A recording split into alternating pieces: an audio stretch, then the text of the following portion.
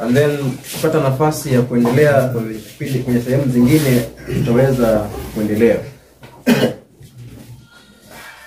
Tumesema ya kwamba katika mpango wa wokovu,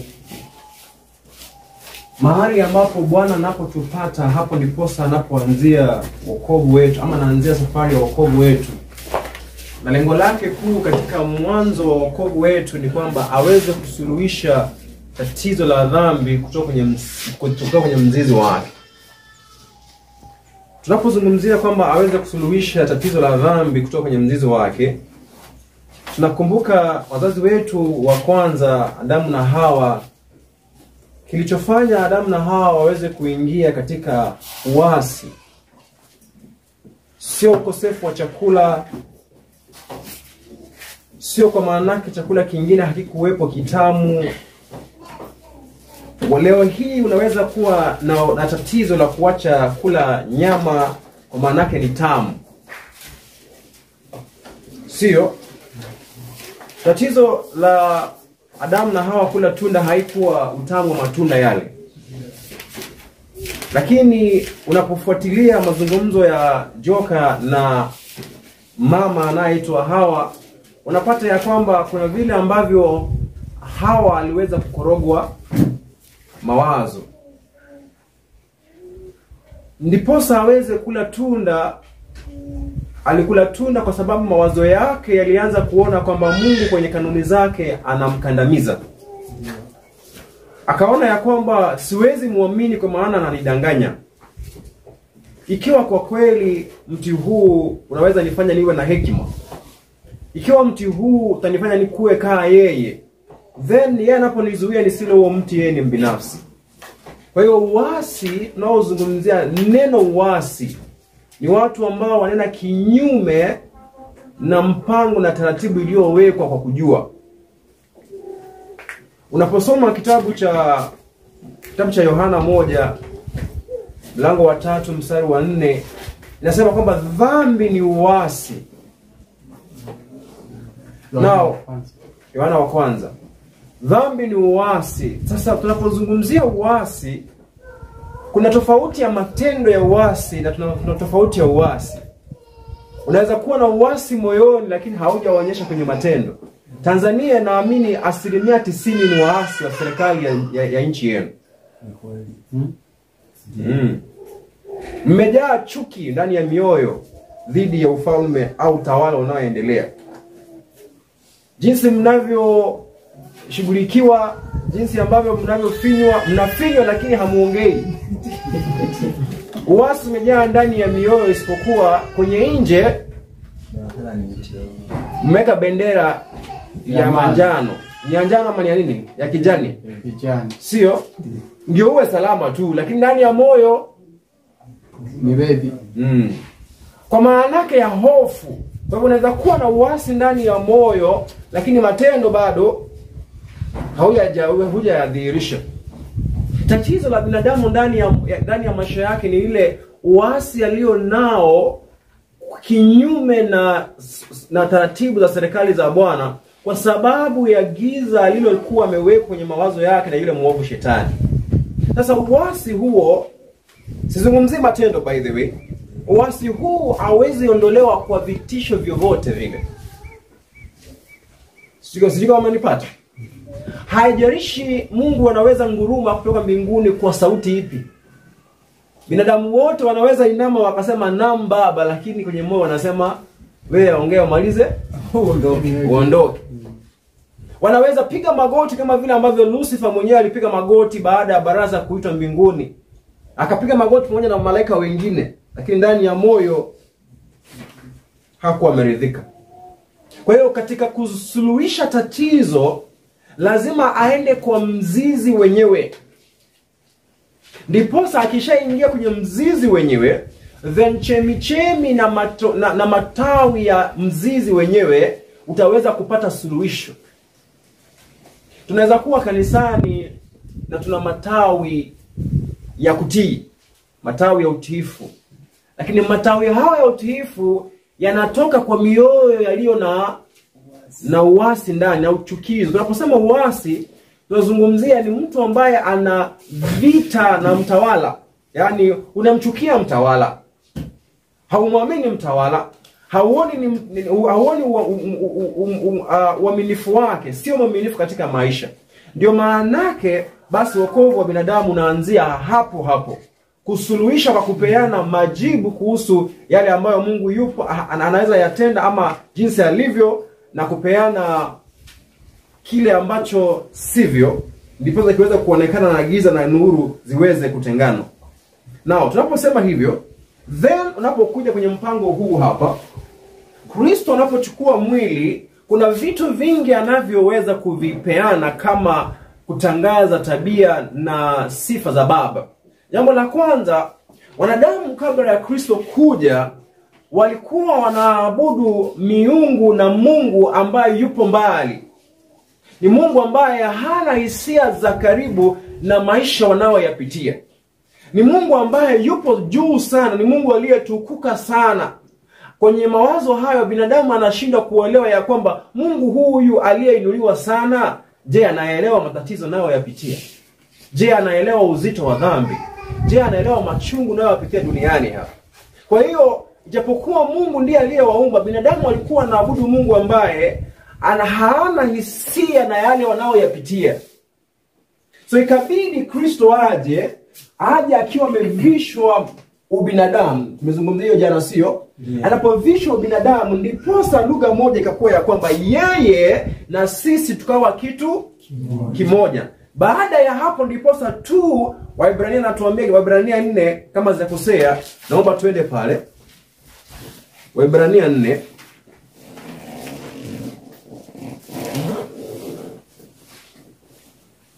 anapozungumzia tunaye kuhani mkuu, mstari wa 15, for we have not a high priest which cannot be touched with the feeling of our infirmity.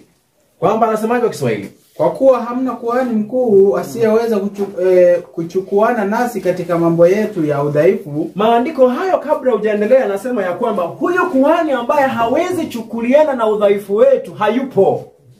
Sio maana ya sentence hiyo? Huyo afanye nini? Huyo hayupo. Bali yeye aliyejaribiwa sawa sawa na sisi, katika mambo yote, bila kufanya dhambi. Bila kufanya dhambi. Okay, sawa. Kwa hivyo tunaye rafiki na tunaye ndugu, ni ndugu katika mwili, ni ndugu katika mapito, ni ndugu katika machungu yote, isipokuwa tu yeye hakushiriki dhambi zetu. Tukazungumzia jana aliweza kutimiza hicho kwa njia ipi? Kwa kumtumainia nani? Baba aliye na uwezo wa kumuokoa kutoka kwenye hali ya dhambi. Sawa? But cha msingi hatuna kuhani ambaye hawezi chukuliana na nini? Na sisi. Ndiposa maandiko yanasema ya kwamba basi tusongelee kwenye kiti cha nini? Cha rehema. Kwa maana yake tunaye Kristo pale ambaye aliingia katika mbingu na yeye anatuombea. Nao pointi ya msingi ni kwamba baada ya Kristo kuja na kuishi kama binadamu, ndani yake uungu ukiwa umeunganika na binadamu, sasa binadamu wanajua ya kwamba tunaye mmoja anayetuombea, aliyepitia mapito yote tunayoyapitia.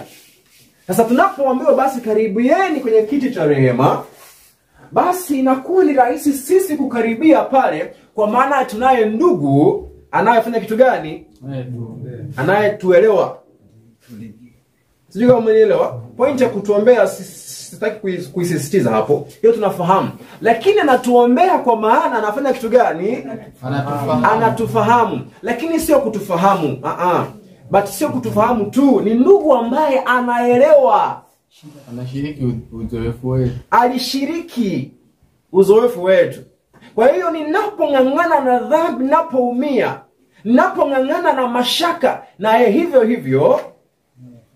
alijua maana ya kujaribiwa, kwa maana yake mwenyewe Gethsemane alipambana. Sio?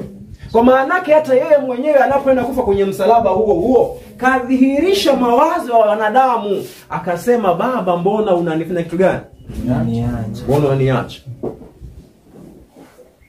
Sijui kama nielewa vizuri. Sijui kama mnajua kwamba Kristo akiwa kwenye msalaba pale alionyesha mng'ang'ano unaokuwa kwenye mawazo ya binadamu wakati ambapo shetani anamtesa binadamu mwenye dhambi. Sio, mnaelewa vizuri? Kristo anapokuwa kwenye msalaba pale, alafu anasema baba yangu, mbona unaniacha? Sijui wangapi mnaojua kwamba yale maneno alikuwa anawakilisha jinsi binadamu wote tunavyoona Mungu wakati ambapo tumebeba mizigo ya dhambi. Huwa tunamwona kwamba yeye ashatuacha. Kwa maana anazungumza yale maneno, kwanza number 1 hajifanyi. Sio kuigiza. Anayatamka kwa kweli, kwa maana yake hayo ndiyo yaliyokuwa yanaendelea kwenye mawazo yake. Kwa hiyo katika maisha yetu ya kibinadamu hapa duniani, tunapotafuta maisha ya utauwa, alafu tunafika pahali ambapo tunapojaribiwa wakati mwingine na kuanguka pia, au tunapojaribiwa na kuona jinsi ambavyo sisi ni wachafu, shetani huwa anatesa akili zetu kutufanya tuone kwamba Mungu ameenda mbali na sisi. Kristo alipokuja hapo akatudhihirishia kwamba yeye kama binadamu ameyapitia hayo, sio kwa kuigiza lakini kwa kuyaishi hayo. Alipopaa kwenda kule mbinguni, binadamu mwingine anayapitia yale maisha aliyoyapitia, akimwambia njoo kwenye kiti cha rehema. Mimi nimekaa hapo kama kuhani wako, niliyapitia hayo. Huyo ndugu anaweza muelewa. Lakini kabla ya hapo ilikuwa ni vigumu kwa wanadamu kuweza kuweka kwenye mawazo yao Mungu ambaye ameinuliwa na anaweza elewa mapito ya. Sijui jamani kama mnanipata. Mnaelewa vizuri? Now, sasa tatizo, naomba nirudi nyuma kidogo. Tatizo la shaba linaanzia mwanzo kabisa na yule joka. Na unapoenda kitabu cha Mwanzo pale, kitabu cha Mwanzo, unapoenda kitabu kinachoitwa kitabu cha Hesabu pale, utapata kitu fulani. Kristo alipokuwa anaongoza wana wa Israeli kuelekea kule nchi ya Canaan, walipokuwa wananungunika na wakaachiwa wale nyoka wa shaba wakawaangamiza. Baada ya kuangamiza wakaanza kumlilia Bwana. Bwana akaagiza Musa afanye kitu gani? Atengeneze nyoka wa nini? Nyoka wa shaba. Na alafu madhabahu yenyewe ni ya nini? Ni ya shaba. Ni kwa sababu kuna sumu ambayo wanadamu wote waliweza kuimeza au kuila ya mawazo, maneno ya mawazo ambayo ndiyo sumu yaliyobadilisha asilia ya wanadamu. Maneno haya ya sumu ni maneno kuhusu haki ya Bwana na sheria yake. Sawa? Kuna sumu fulani kwenye mawazo ya wanadamu. Sijui kama tunaelewa vizuri. So Kristo akiwa kwenye msalaba, naomba niasome nukuu fulani moja iliyo hapa. Alafu baada ya hapo tutaweza kuendelea mbele kidogo. Nao Kristo alipokuwa kwenye msalaba, kuna kitu fulani ambacho aliweza kukipitia ambacho ningelipenda tuweze kukisoma hapa. Kitabu kinachoitwa Zaburi 22 mstari wa kwanza na wa pili. Kuna matamshi pale ambao ni ya kawaida sana, ambao ni ya si tu kawaida lakini matamshi tunayoyafahamu, ambao yanasema kwamba Mungu wangu, mbona umeniacha? 22 mstari wa kwanza na wa pili. Mbona umeniacha? Mbona uko mbali na msaada wangu? Sasa haya maneno hapo yasikia ni roho ya Kristo ndani ya Daudi inaozungumzia sio tu maisha ambayo Kristo ataishi duniani, lakini ni maisha ambayo roho ya Kristo inadhihirishwa kwamba anavyotazama na kuona maisha ya Daudi mwenyewe anapoyapitia. Ijapokuwa ni unabii kuhusu maisha ya Kristo wakati ambapo atapata gani? Atakapozaliwa na kuishi duniani hapo. Alikuwa anauliza, mbona umeniacha? Mbona uko mbali na msaada wangu? Siamini kuna binadamu yeyote ambaye ametafuta utauwa ambaye hajafika pahali ambapo amejaribiwa kuwaza ya kwamba Bwana amemwacha. Sidhani yupo hata mmoja. Sidhani wacha mwanadamu ambaye anatafuta utauwa. Sidhani kuna mwanadamu awaye yeyote ambaye ameishi kwenye maisha ya dhambi na amefanya mambo ya machukizo ambaye hajafika kiwango cha kuwaza ya kwamba Baba amefanya kitu gani? Ameniacha. Sidhani kuna mwanadamu yeyote ambaye amefanya uovu na baada ya kufanya uovu maovu yakampata hakuwazia ya kwamba amempata kwa maana Baba amemwadhibu, amemtekeleza, yupo mbali na msaada wake. Hamna hata mmoja. Wanadamu wote hayo ndio ambao tunao kwenye mawazo yetu. Lakini Kristo naye alipokuja alishiriki mwili huo huo. Aliposhiriki mwili huo huo, naye anasema mbona umeniwacha? Unaelewa vizuri? Na kabla ya hapo, yes, mahala mmenipaki kwenye nyoka wa shaba pale. Yaani maelezo kuhusu nyoka wa shaba. Na hapo ndio umeniachia hapo. Kingine nimekuachia pale wapi? Yaani kwa maana yake gani? Yaani maana ni tafsiri sahihi ya nyoka wa shaba ule, kwa nini ya nyoka wa shaba? Yaani shaba tulizungumzia hii, yaani nilikuwa nimepitia juu kwa maana yake jana nilikuwa nimekusudia. Yaani naamini kwamba jana tulikuwa tumezungumzia mambo ya shaba. Shaba ni kazi ya mikono ya mwanadamu inayowakilisha akili ya binadamu. Kwa hivyo kwenye mawazo yetu kuna sumu ya joka iliyomwagwa inayotuua, jinsi ilivyokuwa inaua nani? Waisraeli. Na hiyo sumu ni kuhusu zile kanuni mbili zinazo kinzana. Unazikumbuka? Ambapo tunasema ilikuwa ni nini? Haki na rehema inayofanya tu gani? Nao kinzana. So Kristo alipokuja duniani hapa, alichukua mwili huo huo tulio nao, unaopambana na yale mambo yale tunayopambana nayo. Sawa? Sasa ni vipi yeye aliweza kupambana na kushinda? Unaelewa vizuri? Lakini ijapokuwa alishinda, alipambana na akayapitia. So point yangu ya msingi ni kwamba sasa tunaye anayetuelewa, tunaamini hivyo. Okay? Hapo nile mapito yangu yalikuwa ni hapo. But point yangu ya msingi sasa ni yale maneno ya kwamba mbona unaniwacha. Hiyo ndio sentence ya msingi ambayo ningependa tuweze kuizungumzia. Unapoangalia kitabu cha Mathayo 27 mstari wa 20, kitabu cha Mathayo 27:46. Sijui kama ninaenda kwa upesi sana au tuko sawa.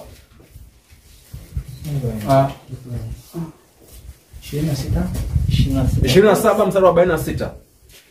Kristo akiwa kwenye msalaba mwenyewe akasema ya kwamba Mungu wangu mbona umeniacha. Yale maneno ambayo Zaburi alikuwa ameandika kwenye kitabu cha Zaburi 20 na ngapi?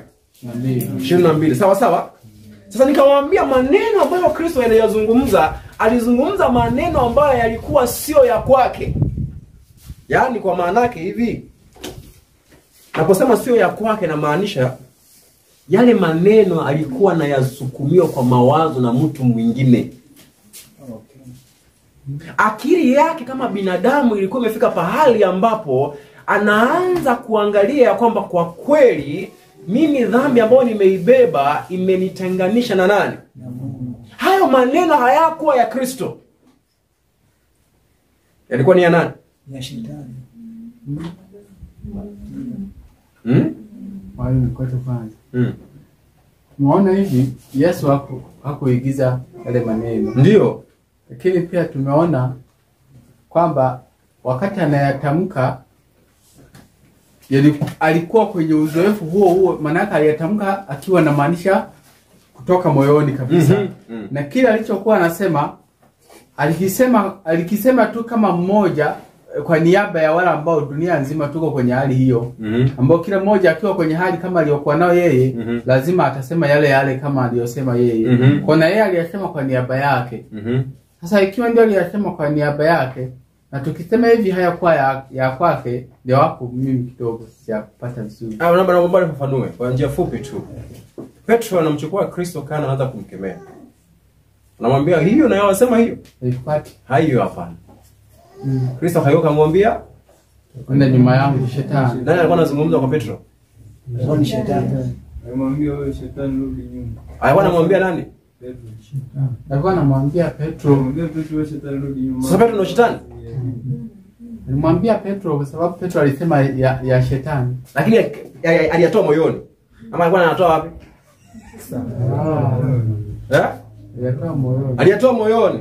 Anaamini kabisa. Sio rahisi mwalimu kwa sababu Petro anaweza kuingiwa na shetani. Ndio maana yake hiyo. Sasa tumeshakubaliana. So unaweza sema maneno tu kwenye mdomo wako lakini haujui yanayokuvuvia. Na unaamini kabisa unachokisema. So namaanisha kama binadamu Kristo anapozungumza yale maneno, kuna pambano lililokuwa linaendelea ambalo wanadamu kwa macho hawakuwa wanaliona. Sijui kama mnanielewa.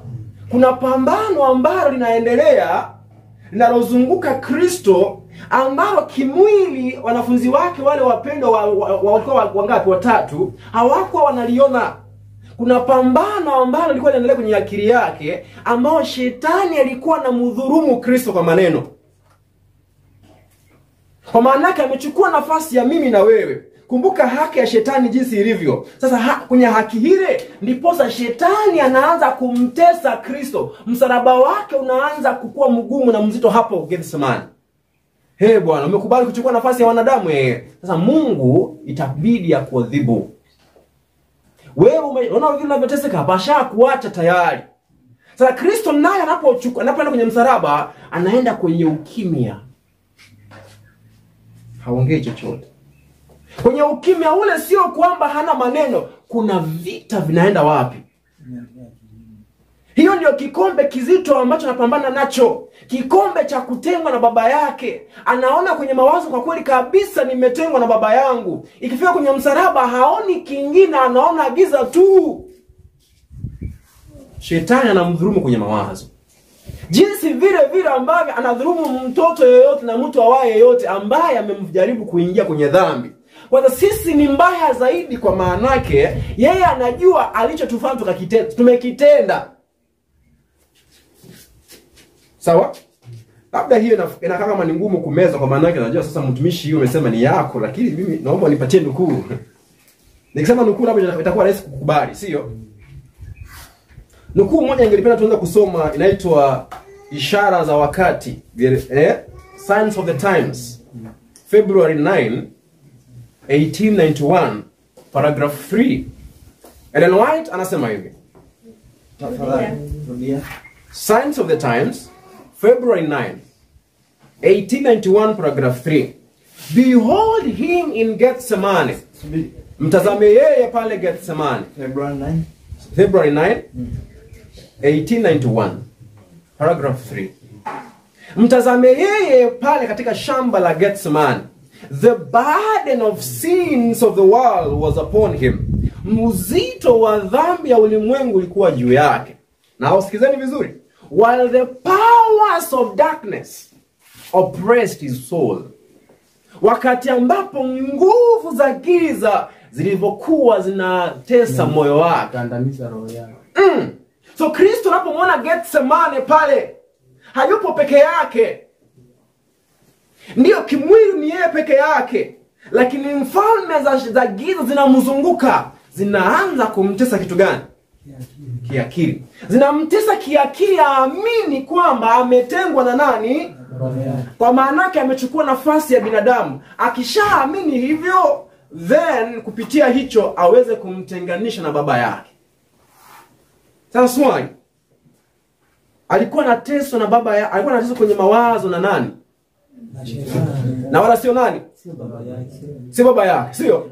Na ndio maana Isaya kule anapovuviwa anasema sisi sote tulimdhania akapigwa na nani? Nani anatuvuvia maneno haya kwenye akili? Huyo ndio muovu tunayempenda sana na tunayemshughulikia. Kwamba kwenye akili number 1 anamtesa aliyekuja kutuokoa, alafu anajificha, anasema kwamba huyo mnayemwabudu Mungu ndiye anayefanya hicho. Yaani sijui kama nielewa ninachokisema. Yaani anamtesa Kristo, na baada ya hapo anajificha kwamba sio yeye, ni nani? Ni Mungu. Ni Mungu, sawa? Sasa swali, alikuwa anamtesa kupitia maneno yapi? Tuyasome. Kitabu kinachoitwa Bible Echo. Bible what? Bible Echo. September 15, 1892. Paragrafu ya kwanza, paragrafu ya pili. September 15. Bible Echo, September 15. Mwaka ni wa 1892, paragraph 1 na paragraph 2. Sawa? Naomba tusikize vizuri. Tumeshajua alikuwa anadhulumiwa na kukandamizwa na nguvu za nini? Ndugu yangu, naomba niwaambie kwamba wakati wowote ambapo utakuwa unapata moyo wako unateseka ndani kama Mungu amekuacha, naomba kesi ya Kristo ikupatie tumaini, ujue ni nani huyu anayekutesa kwenye mawazo. Na lengo lake kuu ni nini? Naomba tuendelee tunapoendelea kusoma hapa. Anasema hivi. He was oppressed by the powers of darkness. Alidhulumiwa na kuteswa na nguvu za nini? Za giza. Sasa sikizeni vizuri. Naomba kila mtu asikize jamani. Satan declared, Shetani alitangaza that Christ was handed in his hands. Kwamba Kristo amepeanwa kwa mikono yake. Amekabidhiwa kwenye mikono yake. Na yeye sasa Shetani ni mkubwa na ana nguvu kumuliko mwana wa Mungu. Kwa maanake Mungu hakumpenda mwanawe. Wewe umeshapeanwa kwangu Bwana. Wewe umeshafanya gani? Kwa maanake ile haki bandia umekuja kuwaokoa Baba sheria yake imevunjwa lazima apigwe mtu Basi amekupea amenipea nikushughulikie. Kwa niaba yake. So Kristo anaposema mbona umeniwacha? Umeniwacha kwa mikono ya nani? Ya hawa waovu. Mbona Baba umenipeana? Sasa yeye kwenye mawazo yake anatafuta sababu haioni. Kwa nini amekabidhiwa kwenye mikono? Yeye hiyo haioni. Kumbe aliyekuwa anamwambia nimekabidhiwa wewe nikushughulikie nani huyo? Shetani. Sasa sikizeni vizuri. Such were the temptation that Satan pressed upon the Son of God. Hayo ndiyo majaribu ambao Shetani alikuwa anamsukumia mwana wa nani? Wa Mungu. Kitabu kingine Signs of the Times November 25. Signs of the Time November 25. 1889 paragraph 1. Signs of the Time. Signs of the Time kwa kifupi ni ST. November 25, 1889. Paragraph ya kwanza nasema hivi. When Christ sought the garden of Gethsemane. Kristo alipokuwa anaelekea kwenye shamba la Gethsemane. Sikizeni vizuri. The enemy pressed darkness upon his soul. Shetani alisukuma giza kwenye nini? Kwenye moyo wake. So giza ni kuhusu kitu gani unafikiria? Giza la blanketi la nini? Najua hakuna jua inawaka. Mawazo. Hii giza ni kuhusu nini hii? Misunderstanding of God. Kuna kitu ambacho amekimisunderstand. Sijui kama mnajua kwamba kwenye msalaba pale Baba alikuwa ameshuka, malaika wote wameshuka. Mnajua hicho? Wapi? Kwa msalaba pale. Kwenye kwenye Calvary pale. Kristo alipokuwa kwenye msalaba pale, Baba hakuwa mbinguni kule. Sio kiroho. Kimwili hakuwa wapi? Mbinguni. Yulikuwa hapo kwenye msalaba. Anaugua na mwana wake. Malaika wote hawakuwa wanaimba mbinguni. Walikuwa wameshuka hapo. Sasa niulize walikuwa wamejaa nafasi ilikuwa imepatikana namna gani? Mimi sijui. Nachowaambiwa ni kwamba walikuwa wapi? Walikuwa hapo. Baba akaagiza malaika wawe kwenye makundi na jemedari wa kuongoza malaika waongoze wale malaika wasije wakaenda kwa msalaba wakamshusha. Wakati huo kwenye mawazo ya Kristo anajua kwamba Baba ashamwacha na Baba yupo hapo. Giza la Shetani limemuingia kwa mawazo. Ndio maana akakuwa na wakilisho ya kwamba amechukua mwili wa shaba. Sawa? But point ya msingi ni hii. Ni vipi ambavyo hiyo haikuweza kumchafua? Ni vipi ambavyo moto huu uliweza kuteketeza kitu gani? Sumu hiyo ya Shetani. Ukienda kitabu cha Zaburi mahali tulipokuwa anasema ya kwamba nimeomba usiku mzima haujanisikia. Siku nzima nimekuwa nikikulilia lakini ni kama masikio yako yako mbali na mimi. Anapoenda kumalizia akasema ya kwamba baba zetu walikutumainia, anajua wewe ni mwaminifu. Mikononi mwako natia kitu gani? Roho yako. Kwa maana yake ijapokuwa anapambana na mashaka, hakuruhusu mashaka ya mtawale. Alisema yote siyaoni lakini najua kwamba wewe ni kitu gani? Mwaminifu. Ni mwaminifu. Yote nakukabidhi wewe.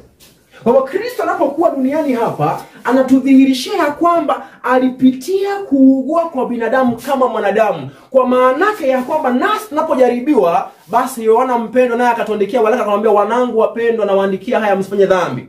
Ikiwa mtafanya dhambi basi tunaye muombezi kwa nani? Huyo muombezi ameyapitia. Sasa uzuri ni kwamba ijapokuwa inakaa ni nzuri lakini pia kuna sumu ya Shetani ambayo iko hapo ndani.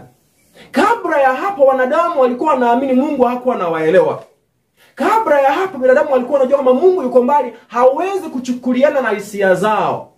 Nasi Waadventista wa Sabato tulipoanza kufunza mambo ya maagano mawili, tukasema Kristo sasa amekuwa kuhani, ameweza kuwa kuhani baada ya kuanza kutuelewa kwa kuchukua mwili wa kibinadamu. Kwa maanake kabla ya kuchukua mwili wa kibinadamu, then Kristo na Baba hawakuwa wanaelewa binadamu. Lakini hiyo ndiyo ambayo injili ambayo tunaihubiri kwenye maagano mawili.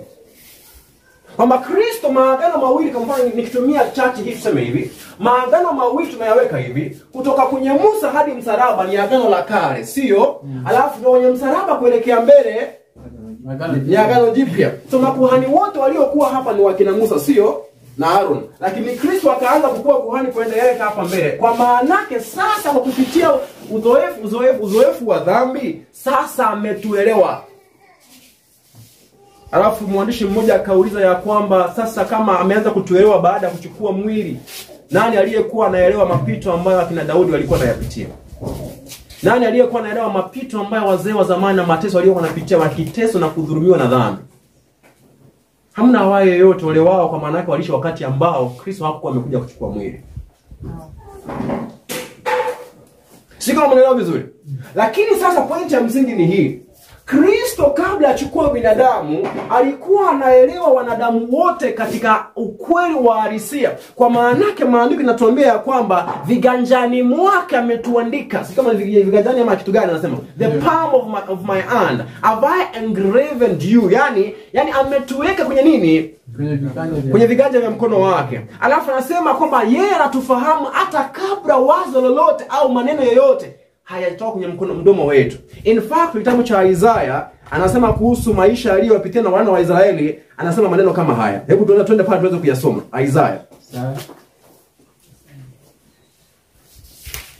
Isaya kama sijakosea ni kitabu cha Isaya 40 ngapi? Ndio tu.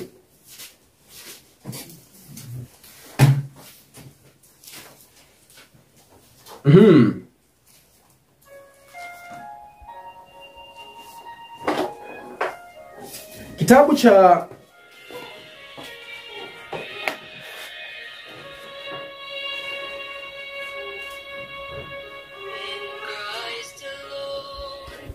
kitabu cha Isaya 63 mstari wa 9.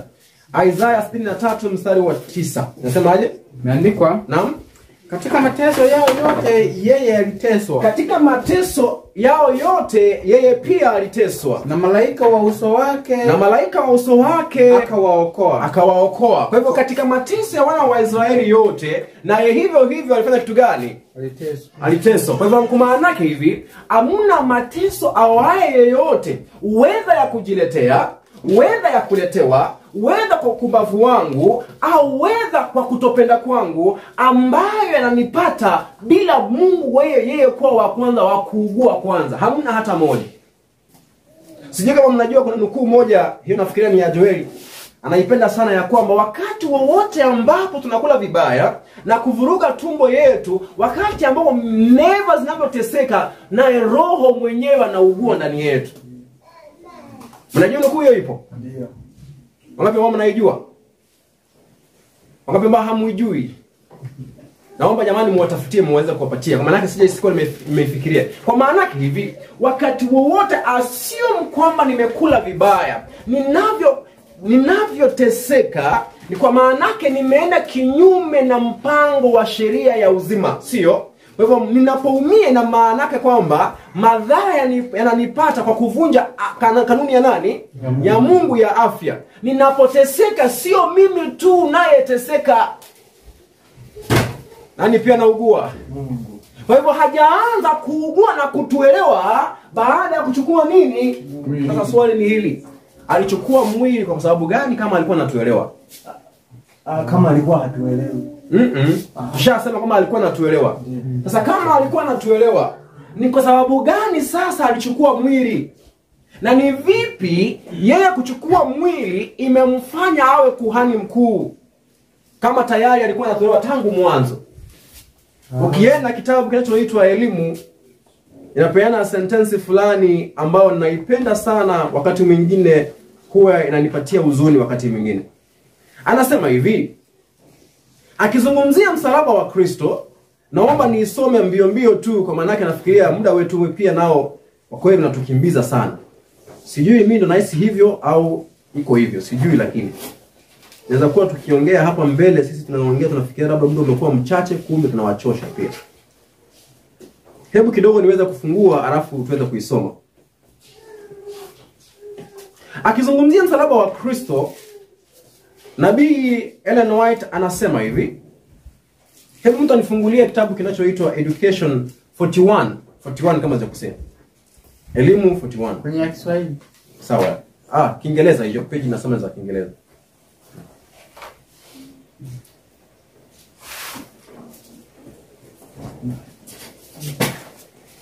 Nimeiona. 41 ni sura ya 5. Kichwa kidogo. Kichwa kidogo. Tuone. Nasema 41 basi paragrafu 1. Paragraph 1. Asema, God surrounded Israel with every facility. Gave them every privilege that would make them an honor to his name and a blessing to surrounding nations. Sio hiyo. Yes tu, simu yangu imechukua muda kuweza kufungua. Sio hiyo. Okay. Naomba kae napo ifungua. Na tunapoendelea kuitafuta hapa, yes, sorry. Hii nilikuwa nasoma na hisi ni verse ya pili, ni paragraph ya pili. Anasema, he remembered his whole promise and Abraham his servant, and he brought forth his people with joy and his chosen with gladness, and gave them the land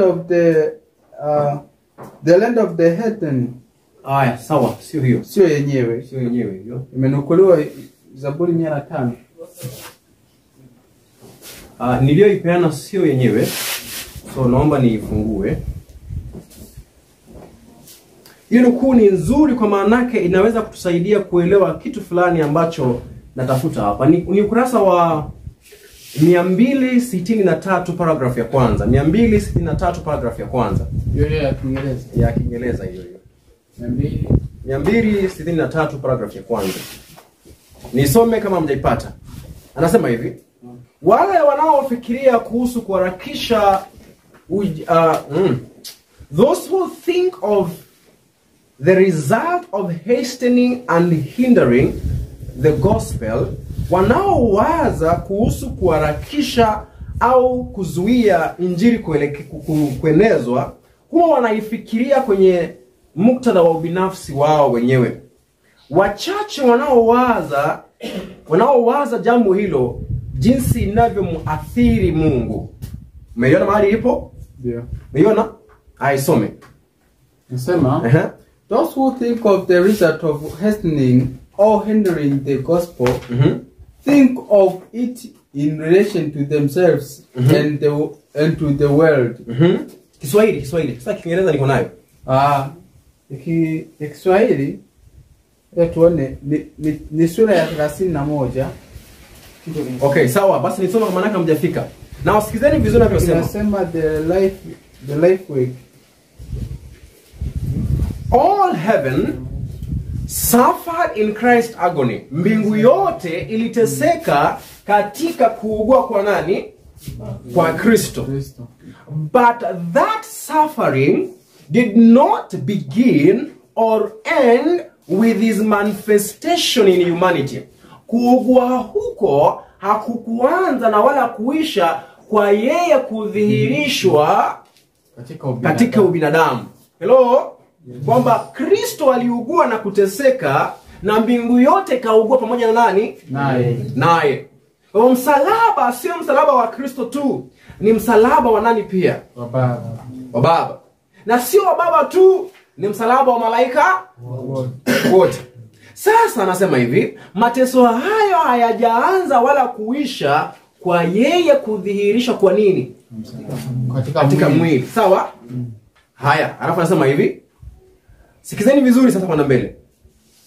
The cross, nini? Msalaba. Ambao unawakilishwa na madhabahu ya nini? Ya shaba. The cross is a revelation to our dull senses. Ni udhihirisho kwa fahamu zetu zilizo nini? Butu.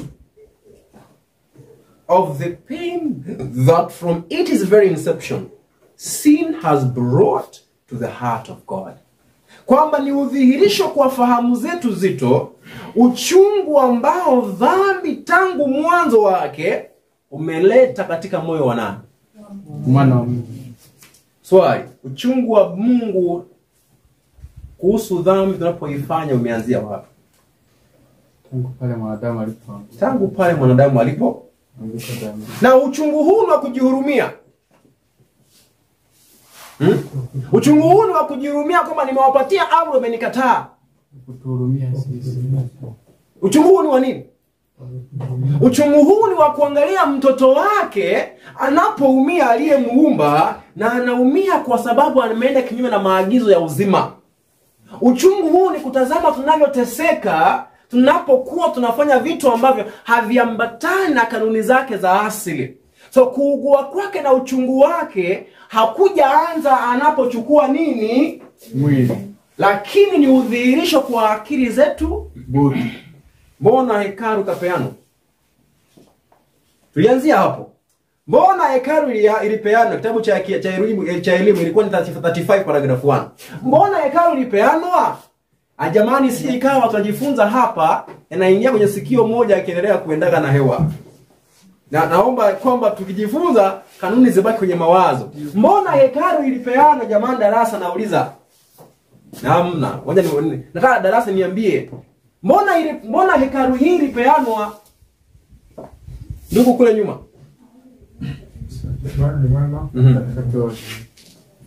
Kwa mujibu wa kitabu cha elimu tulichosoma jana, tuliona ni kwa sababu wana wa Israeli walikuwa wameshazoea kuabudu miungu kule Misri. Kwa hiyo sasa Mungu akatumia njia hiyo kutokana tayari na kwamba katika akili yao walikuwa wamepoteza ule uhalisia wa kile ambacho Mungu alikuwa amekusudia. Kwa hiyo akaanza kuwavuta kutokana na wao walivyokuwa wamejiweka. Kwa hiyo hekalu inapeanwa kwa sababu ya uzito wa nini? Wa akili ya kina nani? Ya wana wa Israeli. Akili sasa sisi wengine wote akili zetu zinakuwa sharp, zimenyooka. Sisi tumekuwa tunaelewa. Vile walivyokuwa Waisraeli hata kwa sababu Waisraeli ni kioo tu ya nini? Ya wanadamu wote ambao ni mimi na wewe, sio? Kwa hiyo kwenye msalaba ni udhihirisho kwa wanadamu walio wazito, uchungu ambao dhambi imefanya kitu gani? Yaani kwa mfano hivi, kwa maana yake sisi ni wazito kuelewa ya kwamba Mungu anaweza sikia uchungu ninapoumia. Mungu akamudhihirisha Kristo duniani aje kwanza apitie maisha hayo kama mwanadamu. Anapolia kwa sababu ya uchungu wa kuangana na dhambi, anapoteseka kama binadamu, tunajua kama Yesu ni kama sisi. Yeye na sisi ni kitu nini? Yeye siye ndiye mrithi wa karibu, sio mrithi. Next of kin kwa Kiswahili ilikuwa ni nini? Ndugu yetu wa karibu. Sasa tunapomwangalia napoyapitia, tunajua huyu kwa hakika, najua yeye sio yule Mungu wa ajabu ajabu, tunaona ni binadamu, sio? Huyu kwa hakika anafanya kitu gani? Anatuelewa. Kama anatuelewa, basi yeye tunaweza muendea tukamuelezea nini? Shida zetu. Sio maneno vizuri? Naomba kuuliza swali. Mtu ambaye amejua uzuri wa kupatiwa tumaini baada ya kuanguka, na mtu ambaye hajawahi anguka, nani ambaye unaweza muendea ukamwambia jamani nimeanguka nisaidie kuniombea? Yule ambaye amejua uzuri. Yule ashaanguka anajua thamani ya kuonewa huruma, sio? Yule aliyeanguka anajua thamani ya kuonewa nini? Rehema. Ndio maana Petro tunaambia kwamba aliyemkana Kristo, baada ya kumkana Kristo na akajua kwamba Mungu kwa kweli bado hajanikana, alikuwa anajua uzito na umuhimu wa rehema ya Bwana. Akawa ndiye ambaye yuna uwezo wa kuchukuliana wanadamu wenzake. Kwa hiyo kwa maana hiyo Kristo akatumwa ndiposa tumjue Mungu kwamba kwa kweli anatuelewa. Lakini haijaanza wapi? wakati alipochukua pale msalabani. Hiyo ni kwa udhihirisho wa nani? kwa sisi Sasa ambao naomba kuuliza swali. Unapochukua siku ya leo, inawezekana usichukue nyundo na msumari ukamtunika kwenye msalaba. Leo hii ukichukua misuri yako na ngumi ukampiga mke wako, anayeumia wa kwanza nani? Nani anayeumia wa kwanza? Naomba tuzungumze. Kristo ndiye anayeumia wa kwanza. Kwa maana yake hamuna jinsi ambavyo neva za mwanamke zitasikia uchungu bila roho ya Kristo inayoshikilia neva hizo kusikia uchungu kwanza. Haiwezekani. Sijui kama mnaelewa vizuri. Wakati ambapo jamaa ameenda kule kunyemelea mke wa mtu, akapata kwa nyuma na jamaa akamkatakata na panga. Yaani naomba kuuliza swali, aliyeumia wa kwanza nani alipokuwa anakatakatwa? Yesu Kristo wa kwanza. Kwa maana yeye ndiye anayempatia uzima, sio? Kwa hivyo hamna dhambi yoyote unaweza kuifanya duniani hapa bila kumdhulumu Kristo ndani yako, au roho yake katika ndani yako, au uzima aliyoupeana. Kwa hivyo anaugua hata leo. Ndio maana nabii anasema ya kwamba haijaisha na haikuanzia. Yaani hajasema kwamba haikuanzia msalaba akaachia hapo. Amesema pia haikuisha wapi? Maanisha leo hii ninavyofanya uovu wa kumtesa mwingine, wa kumdhulumu mwingine, ninayemtesa kwa hakika. Maandiko yanatuambia kama unajua hawa ni mboni ya jicho langu. Unayemtia kidole huyo, yaani unanitia mimi mwenyewe. Sio kana maana kwamba wewe unanichokoza. Yaani kwa maana yake ya kwamba hamna kitu cha thamani katika binadamu kama jicho lake. Yaani inamaanisha kwamba unapomfanyia binadamu yoyote mabaya au mazuri, yaani ni kama umemfanyia yeye mwenyewe. Kwa maana yake yeye na huyo ni kitu cha karibu sana. Wameunganishwa kwenye kamba ambazo haziwezi vunjika kwa kitu chochote kile. Jamani, tunaelewana vizuri. Lakini sasa upagani ambao tumekuwa nao, huwa shaba, umetufanya tukaona ya kwamba Mungu anapokuja duniani hapa kwa mfano wa Kristo, then anapokufa lengo lake ni kulipa hasira ya Mungu ambaye amekuwa akishikilia. Baadaye tudhihirishie uchungu ambao Mungu amekuwa akipitia kwa sababu ya dhambi zetu. Sasa tunaona ya kwamba kumbe Mungu amekuwa na hasira, ameimwaga kwa nini? kwa mwanae. Kwa mwanawe. Ndiposa mwandishi mmoja naye akasema hivi. Hii itakuwa imetoka kwenye mtu anayeitwa, kama sijakosea, ni Wagona au nane. Hebu kidogo tu hivi niweza kuangalia jinsi ambavyo wanadamu wengi tumetafsiri kifo cha Kristo kwenye msalaba. Naomba kidogo niweza kuifikia, alafu niweze kuisoma tunaposonga mbele kidogo. Kuna mwandishi mmoja anapozungumza kuhusu ujumbe wa haki kwa imani, anasema kitu fulani kuhusu kifo cha Kristo. Alipokuwa Kristo anakufa kwenye msalaba, wanadamu wote tulikuwa tunasema ya kwamba Mungu ndiye ambaye alikuwa anahitaji kwa hakika binadamu waweze kuadhibiwa kwa makosa aliyoyafanya. Ninaomba niweze kuanzia baadhi za vitu fulani hapa. Mtu mmoja anayoitwa, huyu ni mtu ambaye ameandika, anasema maneno kama haya. Anaitwa Santa Barbara. Anazungumzia kuhusu kifo cha Kristo. Anasema hivi: God is personally offended by sin. Mungu huwa anaghadhabishwa na nini? Na dhambi. And thus he needs to be personally appeased. Huwa anahitaji yeye mwenyewe atulizwe in order to offer personal forgiveness. Ndiposa apeane msamaha, ndipo atoe msamaha kwa mtu. Ndio atoe msamaha kwa mtu. Kwa hiyo dhambi unapoifanya, Mungu huwa anafanya kitu gani? Yeye mwenyewe anakaa offended. Kukaa offended maana yake kitu gani? Kukaa offended ni kuchukizwa, ni si kuchukizwa tu. Kukaa offended Kuumizwa ni kuhuzunishwa, kukatisha tamaa. Ni kuchukizwa. Anakaa offended, na kwa hiyo yeye mwenyewe anahitaji atulizwe, ndiposa peane msamaha kwa mtu. Mnasikiza vizuri? Kwa hiyo katika kanuni za uungu, katika kanuni za uungu, anasema hasilia yake na na ukubwa wa dhambi za binadamu, kitu pekee ambacho Mungu angeruhusu kimtulize hasira yake ilikuwa ni mateso na kifo cha Kristo.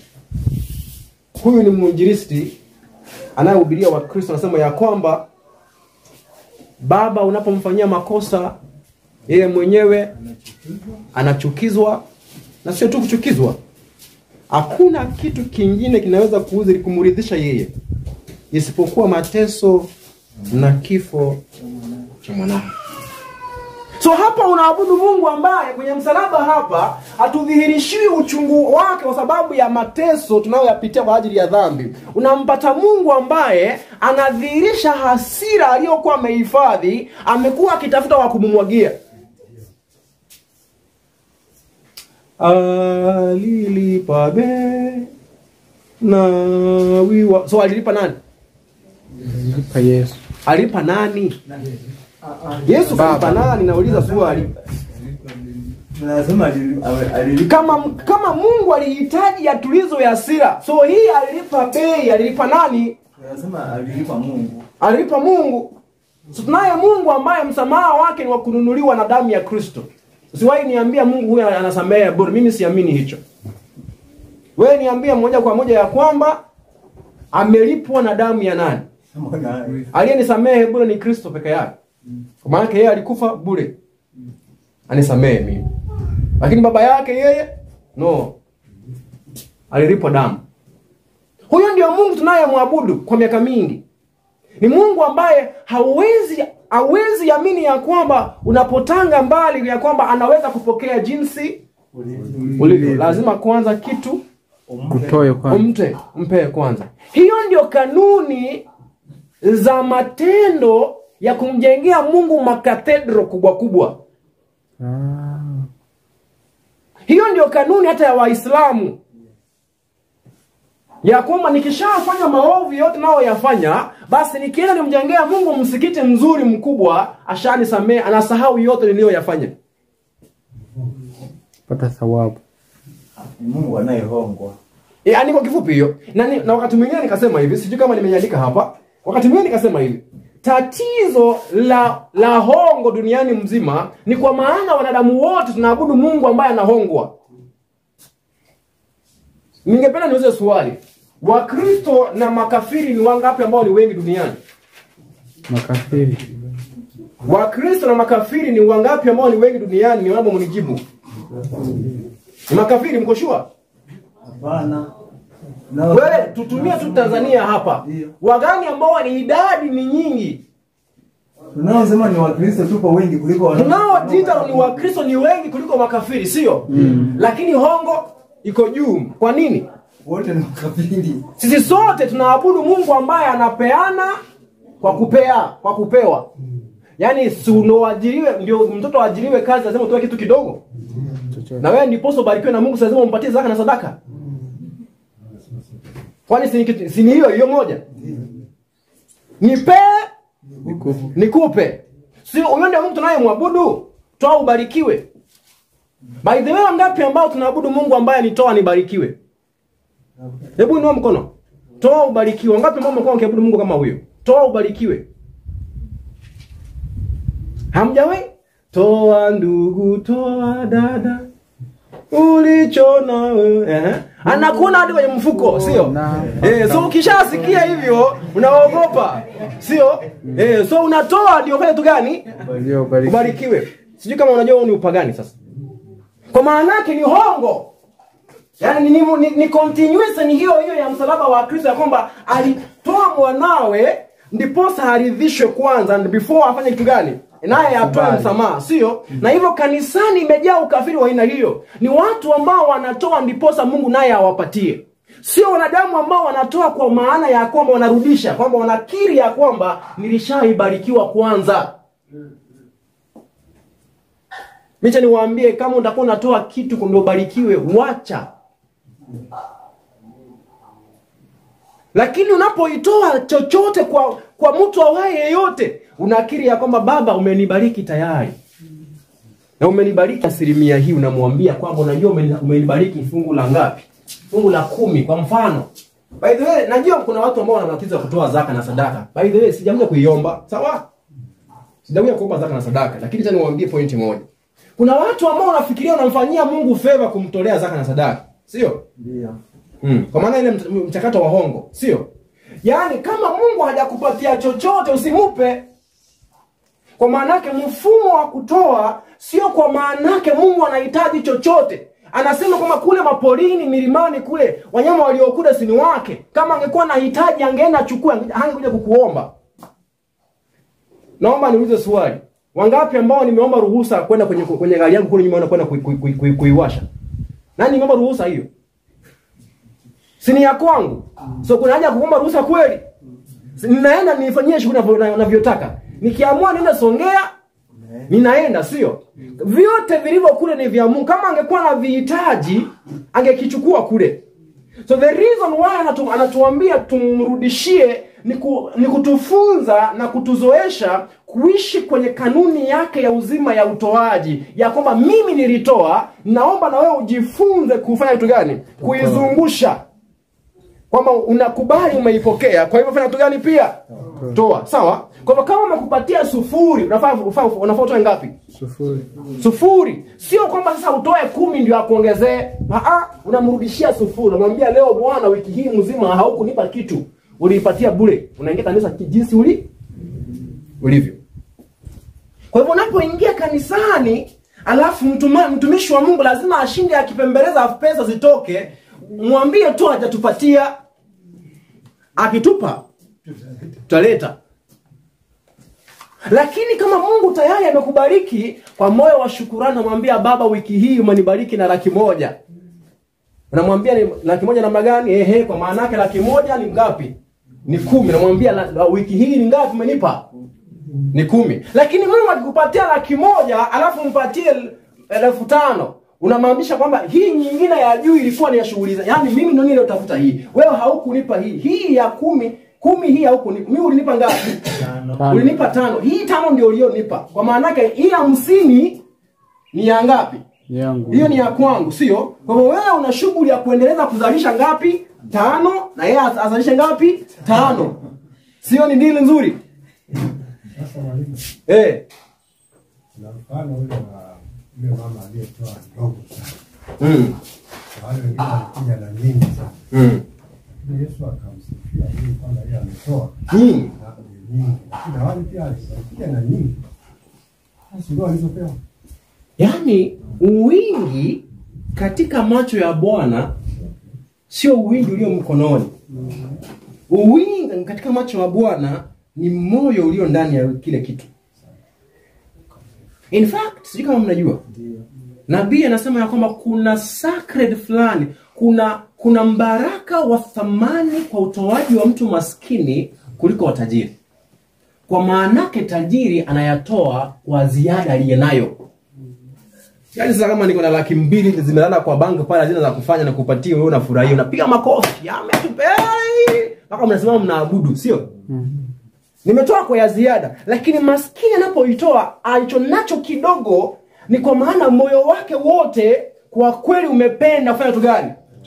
Kutoa. Sio kwa maana kuna extra. Hiyo sio, mimi sio nafunza mambo ya utoaji jamani.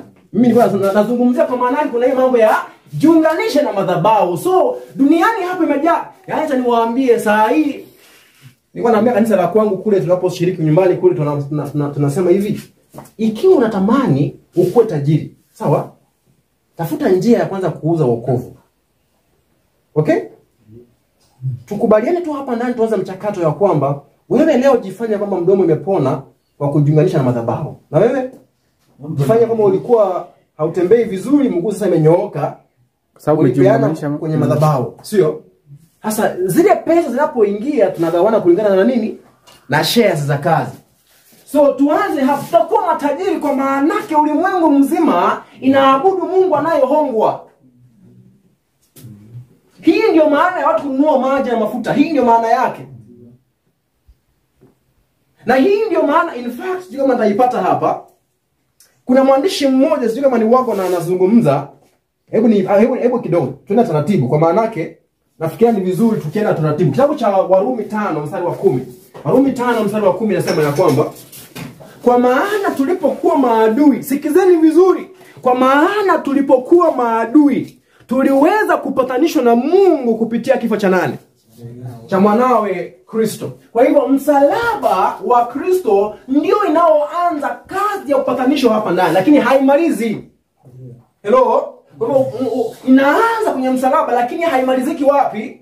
Hapo. Hii hapa upatanisho huu ni wa akili, yani amechukua imani yako. Sasa ndiposa anaanza kukusafisha hadi siku ambayo atamalizia kazi hiyo wapi? Kule ndani kabisa. Unaelewa vizuri? Lakini kifo cha Kristo ni muhimu sana ndiposa binadamu awaye yote aweze kuokolewa. Kwa nini? Kwa maana binadamu kwenye akili anajua kwamba Mungu ni adui yangu. Kwa hivyo ndiposa Mungu akufikie lazima kwanza apatanishe kitu gani? Akili. Na kinachoweza kufanya tu hivyo ni kifo cha nani? Cha Yesu. Lakini baada ya hapo kifo cha Kristo hakiokoi mtu isipokuwa uzima wake. Ndio maana maandiko yanasema ya kwamba na pia tutaokolewa kwa uzima wake. Kifo cha Kristo kinatupatanisha, uzima wake unatuokoa.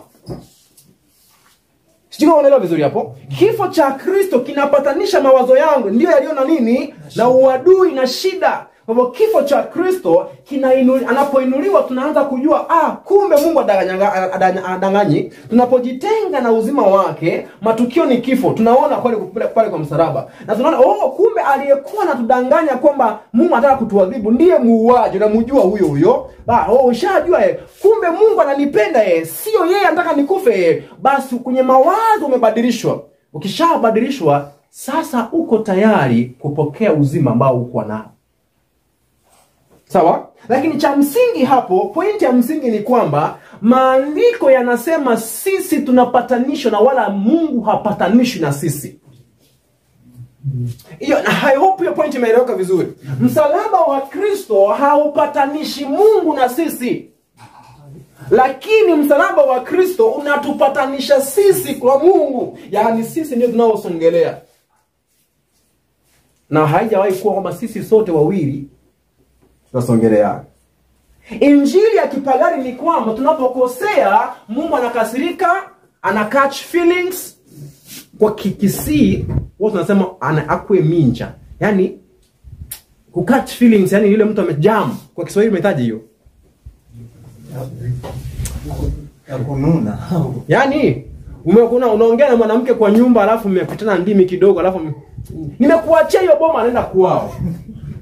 Hiyo unahitaji kitendo hiyo? Kukuzira. Kukuzira. Kwa Kisini huko eminja. Yaani Mungu anapomkosea anakuzira, anakasirika, anafanya kitu gani? Anaenda. So Kristo alipokuja, sasa yeye lengo la Kristo ni kuturudisha. Hiyo sio mpango wa wokovu, hii ni upagani sasa. Lakini mpango wa wokovu sisi ndio tuliotoa tunamkimbia, naye anatufuata. Kwa hivyo kifo cha Kristo kinatuweka akili sawa, alafu tunavutwa. Mungu hajawahi badilishwa na chochote kilichoingia duniani kinachoitwa dhambi. Sawa? Lakini sasa sikieni kitu fulani hapa. Hebu sikizeni hapa. Sasa hapa ninasoma maandishi ambayo yameandikwa kwa Seventh Day Believe. Sawa? Seventh Day what? Believe. Ambayo iliandikwa mwaka wa 1988 kwenye kitabu kwenye publishing moja naoitwa Review and Herald. Kwenye kanisa la Kiadventista la Association pale kuna kitabu fulani kinachoitwa Review and Herald. Huwa ni gazeti fulani. Huwa wanakitoa kila wakati, sio? So mwaka wa 1988 walisema haya. Sikizeni vizuri. 1988. Christ self-sacrifice. Kifo cha Kristo cha kujitoa is pleasing to God. Kinamfurahisha nani? Mungu. Because, sikizeni jamani, kila mtu asikize vizuri hapa. Kwa sababu is sacrificial offering, kifo chake cha kujitoa took away the barrier between God and sinful man. Iliondoa kizuizi kati ya Mungu na mwanadamu dhambi. Sasa swali, hii kizuizi ilikuwa kwa nani? Ilikuwa kwa Mungu. Kulingana wao hapa ilikuwa kwa wote. Sasa sikizeni vizuri. Through Christ kupitia nani? Yes. Sasa tusikie hiyo barrier ni gani, sawa? Sikizeni vizuri. the sinful man in that kwamba Christ fully bore God's wrath on man's sin. Kwamba Kristo alichukua ghadhabu ya Mungu iliyokuwa inafaa imwelekee. Kwa hivyo katikati yao wewe mdhambi na mimi mdhambi na Mungu, kizuizi katikati hapa ni nini? No, wrath. Hasira. Ni hasira. Naomba nirudie vizuri. Simama tafsiri. Christ's self-sacrifice is pleasing to God.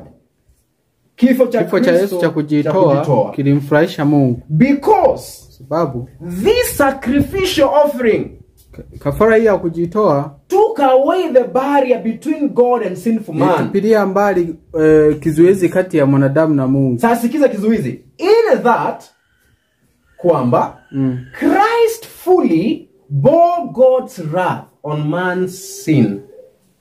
Kristo alibeba kikamilifu hasira ya Mungu kwa sababu ya dhambi ya mwanadamu. So hiyo kizuizi kati ya sisi na Mungu inakuwa kitu gani? Ya hasira. Ya nani hiyo? Hasira ya Mungu. Kwa hivyo ilimbidi Kristo aje duniani ndiposa amwagiwe hasira ya nani? Ya baba yake. Wewe ukimkataa ole wako anakungojea jehanamu. Hiyo ndio injili ambayo tunayohubiri. Hiyo ndio injili ambayo tumehubiri. Tunamwambia binadamu, Mungu amekufa kwa ajili ya wokovu wako. Njoo kwa Kristo. Nisipokuja wewe, usipokuja, kumbuka Sodoma na Gomora.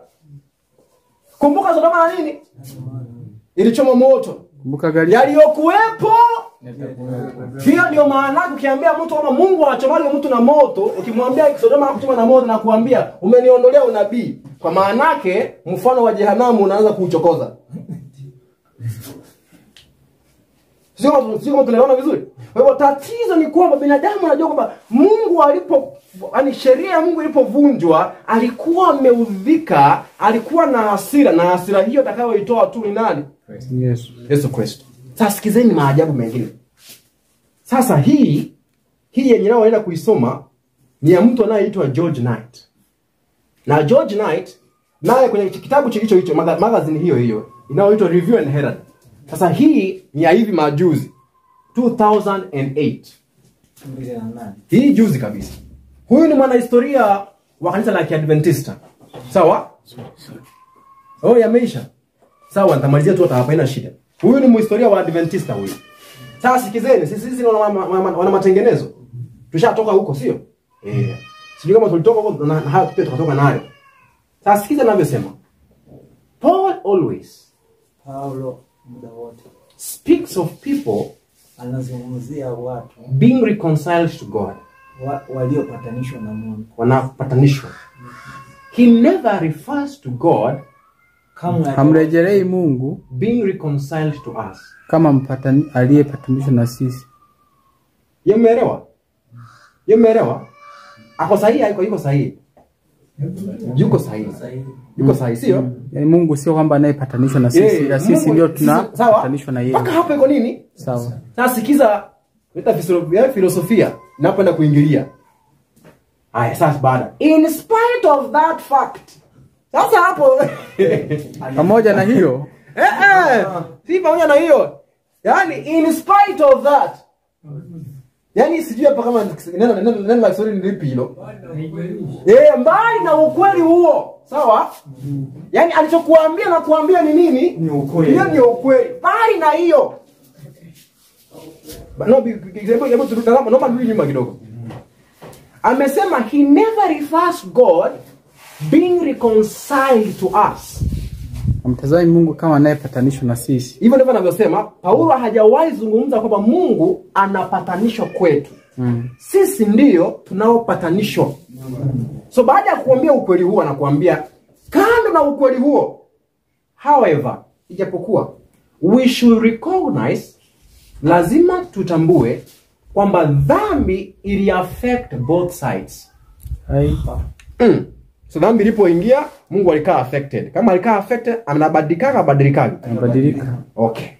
Namba ya pili.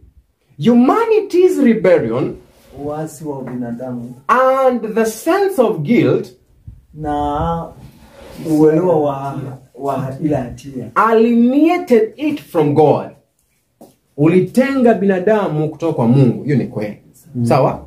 While God was separated from humanity. Mungu alijitenga na alitengwa na binadamu, manake dhambi ilimtenga yeye pia. Sisi kwa sababu ya uasi na hatia tunajitenga. Kwa mujibu wa huyo sasa. Ngoja. Naomba nirudie. Humanity's rebellion, uasi wa wanadamu and sense of guilt, na hisia ya hatia, alienated it from God. It hapo is humanity. Ilitenga binadamu kutoka kwa nani? So binadamu amejitenga kutoka kwa Mungu sababu ya nini? Hatia ya dhambi. Haya. Baada ya hapo, while God, wakati Mungu was separated from humanity, alitengwa na ubinadamu. Ya kutengwa nataka usikie vizuri. Separated from humanity by his necessity of hatred of and judgment of sin. Kwa hivyo kinachomtenga sio dhambi tu, yeye anajitenga maana ya anachukia nini? Yaani point hapa sio kwamba Mungu anatengwa na kitu fulani cha ajabu ajabu. Ni yeye mwenyewe anajitenga kutoka kwa wanadamu kwa maana anachukia nini? Kwa hivyo wote binadamu na Mungu wanasonga nini?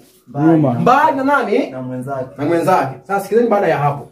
Christ's sacrificial death, kifo cha Yesu cha kujitoa, removed the barrier, kiliondoa kizuizi, to reconcile the barrier to reconciliation from God's side. Ikaondoa kizuizi cha upatanisho kutoka kwenye sehemu ya nani? Kwa upande wa Mungu. Sasa hiyo reconciliation ambayo inafanywa hapa, nani anayevutwa? Anavutwa Mungu. Anavutwa Mungu. Ni hiyo barrier iliyokuwa hapo tumeambiwa ilikuwa ni nini? Ni dhambi. Barrier ni hasira. Hiyo hasira imeondolewa aje? Na kifo cha Kristo. Kwa hivyo kifo cha Kristo kinakuwa ni chombo cha nini? Kumwaga nini? Hasira. Hapo umeelewa vizuri? Hapo umeelewa vizuri? Haya. Baada ya hapo, ninaomba nimalizie nukuu za mwisho hapa, alafu tuweze kufunga. Naomba tusikize anavyosema. Huyu sasa mwingine anayozungumza sasa, huyu sasa ni tofauti na nukuu zile za kwanza, isipokuwa huyu anaandika 1897. Now, haki kwa imani ilianza mwaka upi? 1888. Sawa? So, huyu anaandika 1897. Huyu ni mwanafunzi wa kina Wagona. Sawa? Anaitwa G.E. Philed.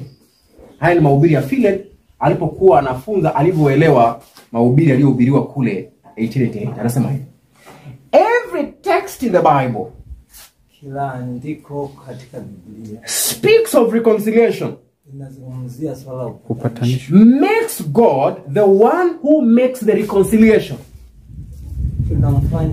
Inamfanya Mungu awe yeye ndiye anayefanya huo upatanisho. Kweli si kweli? Kweli. Huo ni ukweli. Kwa maana yake Wakorintho wa kwanza kama sijakosea ni 5, wa pili 5:17.